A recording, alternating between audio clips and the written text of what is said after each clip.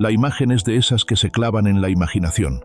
Dos delegaciones de países antaño enemigos, sumergiéndose en las aguas cristalinas del Mediterráneo para sellar la paz en una cueva submarina, un santuario natural, lejos de los ojos curiosos del mundo.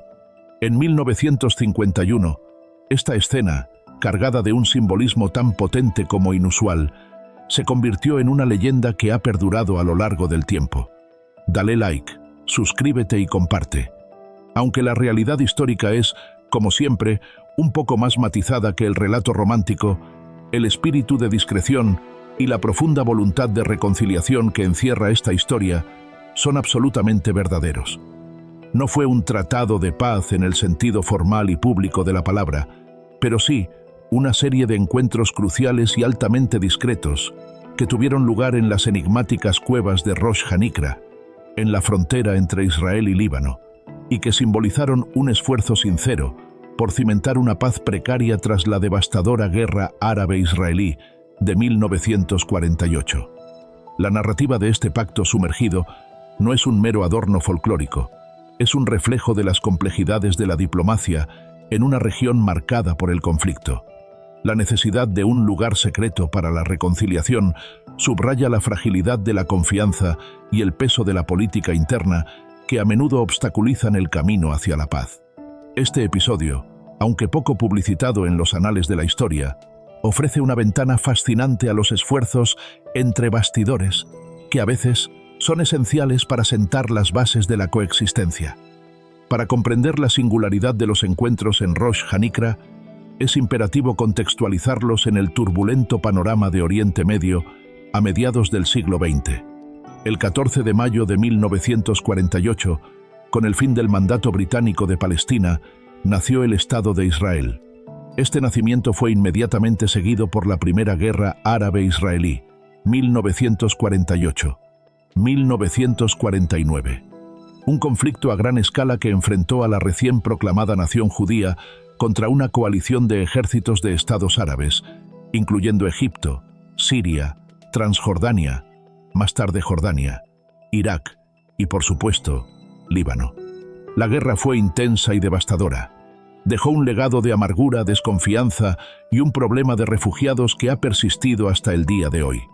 Sin embargo, tras meses de combates, la comunidad internacional, con la mediación de las Naciones Unidas, presionó para un cese de hostilidades y el inicio de negociaciones de armisticio.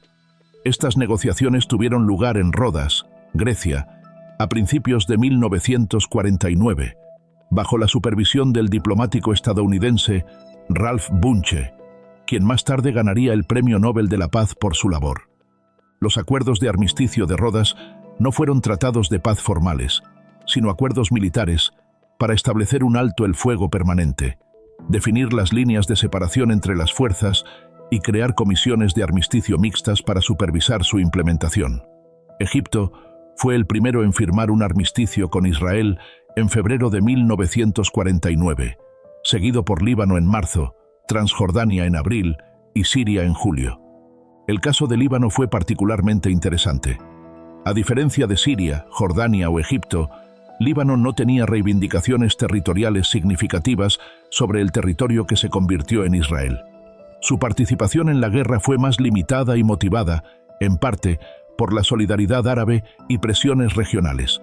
Por lo tanto, el acuerdo de armisticio con Líbano fue, en muchos sentidos, el más sencillo de alcanzar. Se basó en la línea fronteriza internacional existente antes de la guerra, que había sido demarcada en 1923 entre el mandato británico de Palestina y el mandato francés del Líbano. Es en este contexto que las cuevas de Rosh Hanikra entran en juego. Rosh Hanikra, en hebreo, cabo grabado, o Ras Nakura, en árabe, cabo de la cueva, es un espectacular promontorio de acantilados de piedra caliza blanca en la costa mediterránea, situado precisamente en la frontera entre Israel y Líbano. La erosión marina ha tallado a lo largo de milenios una serie de impresionantes grutas y túneles que se abren al mar, creando un paisaje de belleza natural asombrosa y un aislamiento inherente. Durante la guerra, esta área fue un punto estratégico. Un túnel ferroviario Parte de la línea Haifa-Beirut, construida por los británicos durante la Segunda Guerra Mundial, atravesaba el promontorio. Este túnel fue volado por las fuerzas israelíes el 14 de mayo de 1948, el día de la declaración de independencia, para impedir el avance libanés. La explosión no solo destruyó el túnel, sino que también dejó una barrera física y simbólica en la frontera. Aunque los acuerdos de armisticio se firmaron formalmente en una caseta de policía o una choza fronteriza en la misma Rosh Hanikra, la leyenda de la firma submarina no surge de la nada. Los relatos, a menudo transmitidos oralmente por quienes estuvieron presentes o tuvieron conocimiento de los eventos, sugieren que las cuevas sirvieron como un lugar de encuentros secundarios, informales y extremadamente discretos entre delegados militares y diplomáticos de ambos lados. Se dice que estas reuniones tuvieron lugar fuera de los focos de la prensa y de la observación pública, posiblemente con las delegaciones llegando en pequeñas embarcaciones o a través de caminos poco conocidos. La elección de un lugar tan apartado y único para estas conversaciones no era casual. En el ambiente de posguerra, la desconfianza era rampante. Cualquier señal de negociar con el enemigo podía ser interpretada como una traición por elementos más radicales en ambos bandos. Por lo tanto, la discreción era un activo invaluable. Las grutas de Rosh Hanikra ofrecían un aislamiento natural que permitía a los delegados explorar opciones y construir un mínimo de confianza sin la presión de la opinión pública o la interferencia de facciones políticas que pudieran querer sabotear cualquier intento de paz. El sonido de las olas rompiendo y el eco en las cavernas habrían creado una atmósfera casi mística, propicia para la reflexión y el diálogo sincero, lejos de la retórica beligerante. El concepto de un tratado, o al menos conversaciones cruciales, sellado en un lugar tan íntimo y recóndito como una cueva submarina, está cargado de un simbolismo poderoso. El hecho de que las partes estuvieran dispuestas a ir a tales extremos para mantener el secreto y reunirse en un lugar tan inaccesible, sugería un deseo profundo y sincero de encontrar un camino hacia adelante. No era una simple formalidad diplomática, sino un compromiso que requería superar obstáculos logísticos y políticos. Esta audacia implicaba que había un interés mutuo en la estabilidad, incluso si las narrativas públicas dictaban la hostilidad. Dale like, suscríbete y comparte. Las cuevas, al ser un espacio natural y primigenio, ofrecían un terreno neutral que trascendía las fronteras políticas y las disputas territoriales. Estar en un lugar dominado por la naturaleza inmensa podría haber ayudado a los negociadores a poner sus diferencias en perspectiva, a recordar que había intereses más grandes en juego que la mera confrontación. El silencio de las cuevas, solo interrumpido por el murmullo del mar, podría haber fomentado un ambiente de contemplación y seriedad. Las cuevas han sido a menudo vistas como lugares de origen, de renacimiento y de gestación. Un encuentro en un entorno tan prehistórico y puro podía simbolizar un intento de dejar atrás las heridas y los resentimientos del pasado, de despojarse de las identidades de enemigo y víctima para construir algo nuevo. Era una forma de enterrar el hacha de guerra, no solo figurativamente, sino en un lugar literalmente oculto de la vista. Acceder a una cueva submarina, especialmente en 1951 con la tecnología de la época, conllevaba cierta vulnerabilidad. Confiar en la otra parte para garantizar la seguridad en un entorno tan aislado requería un salto de fe. Esta mutua vulnerabilidad, lejos de las armaduras y las formalidades de los salones de conferencias, podría haber forjado un lazo humano incipiente entre los negociadores. En una región donde la retórica política y la propaganda eran, y siguen siendo, ensordecedoras, el silencio de las cuevas ofrecía un contraste poderoso. Significaba que la verdadera comunicación no necesitaba palabras altisonantes, sino una presencia atenta y una disposición a escuchar. La paz, en este contexto, no era un grito de victoria, sino un susurro de acuerdo mutuo.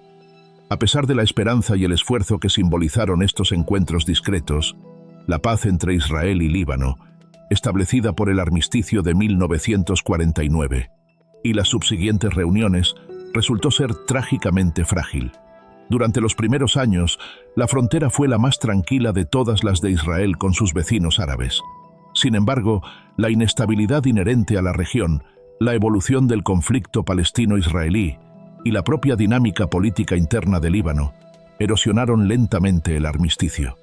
Líbano, con su delicado equilibrio demográfico y político, se vio cada vez más afectado por el influjo de refugiados palestinos y el establecimiento de bases de grupos militantes en su territorio.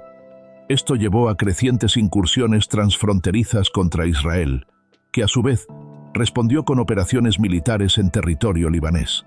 La culminación de esta escalada fue la Guerra Civil Libanesa, 1975-1990, que desestabilizó por completo al país, y la invasión israelí de Líbano en 1982, que marcó el fin efectivo de la tenue paz establecida décadas antes. Hoy, la frontera en Rosh Hanikra sigue siendo un punto de alta tensión, con patrullas militares en ambos lados. El antiguo túnel ferroviario permanece volado, un símbolo permanente de la ruptura y la falta de normalización entre ambos países. Aunque el funicular moderno permite a los turistas acceder a las grutas desde el lado israelí, y la belleza natural del lugar sigue siendo impresionante, la historia de sus encuentros secretos de paz es un recordatorio agridulce de una oportunidad fugaz. Más allá del destino específico de la paz israelí-libanesa, la historia de los encuentros en la cueva de Rosh Hanikra trasciende el contexto geográfico y político para ofrecer una metáfora universal sobre la naturaleza de la diplomacia en situaciones de conflicto. Nos enseña que la paz, rara vez, es un asunto público al principio. Las semillas de la paz suelen sembrarse en la oscuridad y el silencio, lejos de las demandas públicas y las presiones políticas. Los líderes y negociadores necesitan espacios seguros donde puedan bajar la guardia y explorar posibilidades sin el temor a ser percibidos como débiles o traidores. Además, la voluntad humana se revela como clave en este proceso. Más allá de ideologías y fronteras, la disposición de individuos a dialogar, incluso en circunstancias inusuales, es el motor fundamental para cualquier avance hacia la paz. La audacia de reunirse en una cueva submarina refleja un compromiso personal que trasciende los mandatos oficiales. Asimismo, la naturaleza puede actuar como un facilitador en este contexto. Entornos naturales, desprovistos de las connotaciones políticas de los edificios gubernamentales o mesas de conferencias, pueden crear una atmósfera propicia para la humildad, la perspectiva y la conexión humana. La grandiosidad y el silencio de las cuevas submarinas habrían ofrecido un telón de fondo único para la reflexión y el entendimiento mutuo. La leyenda del Tratado de Paz en una cueva submarina es una de esas historias que la humanidad necesita contar y recordar. Nos habla de la resiliencia del espíritu humano para buscar la reconciliación incluso en la oscuridad del conflicto. Y aunque el final de esta particular historia no fue el de una paz duradera, el eco de esos encuentros en las profundidades de Rosh Hanikra sigue resonando como un recordatorio de que, incluso en los escenarios más improbables, la voluntad de entendimiento puede, por un tiempo, iluminar el camino hacia la coexistencia. Dale like, suscríbete y comparte. Hasta la próxima.